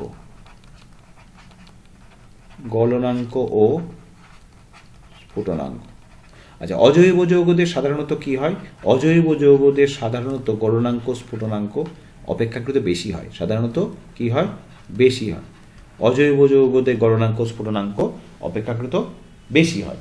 আর জৈব যৌগদের গলনাঙ্ক স্ফুটনাঙ্ক অপেক্ষাকৃতভাবে কি হয়? অপেক্ষাকৃতভাবে কম হয়। ঠিক আছে, বোঝা গেল? অপেক্ষাকৃতভাবে কম হয়। ওকে, তাহলে জৈব যৌগদের গলনাঙ্ক স্ফুটনাঙ্ক অপেক্ষাকৃত কম হয়, আর অজৈব যৌগদের গলনাঙ্ক স্ফুটনাঙ্ক সাধারণত বেশি হয়। 2 নম্বর পয়েন্ট কি বলবো? তড়িৎ পরিবাহিতা। চলো 2 নম্বর পয়েন্ট বলি, তড়িৎ পরিবাহিতা। দেখো, অজৈব যৌগরা সাধারণত জলে বা দ্রবীভূত বা গলিত অবস্থায় আয়নিত হয়, তাই তো? আয়নিত হয়, তাই তড়িৎ পরিবহন করে। তাহলে কি লিখলাম? জলে দ্রবীভূত অবস্থায় জলে দ্রবীভূত অবস্থায় বা গলিত অবস্থায়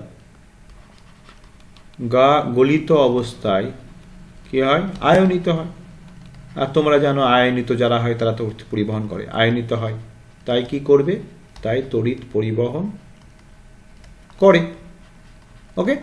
আর জৈব যৌগরা আয়নিত হয় না, আয়নিত হয় না, তাই তড়িৎ পরিবহন করে না। ব্যাস, তড়িৎ পরিবহন। এছাড়াও অনেক পার্থক্য লেখা যায়, তড়িৎ পরিবহন করে না। এছাড়া অনেক পার্থক্য লেখা যায়, ঠিক আছে? এছাড়া অনেক পার্থক্য লেখা যায়। দ্রাব্যতা, জৈব যৌগরা সাধারণত কি হয়? জৈব যৌগরা সাধারণত জলে অদ্রাব্য, কিন্তু জৈব দ্রাবকে দ্রাব্য। আর অজৈব যৌগরা জলে দ্রাব্য আর জৈব দ্রাবকে অদ্রাব্য। ক্লিয়ার? চলো নেক্সট প্রশ্ন কি আছে দেখি। একদম শেষে চলে এলাম। ইথিলিনের গঠন সংকেত লেখো। ইথিলিনের সংকেত কি আমরা জানি? C2H4। তাহলে গঠন সংকেত কি হবে? C double bond C H H H H। ব্যাস, এটা ইথিলিনের গঠন সংকেত। ক্লিয়ার? এখানে কার্বন কার্বন দ্বিবন্ধন আছে, প্রত্যেকটা কার্বনের সঙ্গে সমযোজী এক বন্ধন দ্বারা হাইড্রোজেন যুক্ত। বোঝা গেল ইথিলিনের গঠন সংকেত? ক্লিয়ার? এখানে তাহলে ইথিলিনের গঠন সংকেত থেকে কি বোঝা যাচ্ছে? ইথিলিনের গঠন সংকেতে, ইথিলিনের গঠন সংকেতে যেহেতু কার্বন কার্বন দ্বিবন্ধন উপস্থিত, দ্বিবন্ধন আছে, তাই গঠন সংকেত থেকে কি দেখা যাচ্ছে? তাই ইথিলিন অবশ্যই অসম্পৃক্ত জৈব যৌগ। ইথিলিন, তাই না, অসম্পৃক্ত জৈব যৌগ, তাই তো?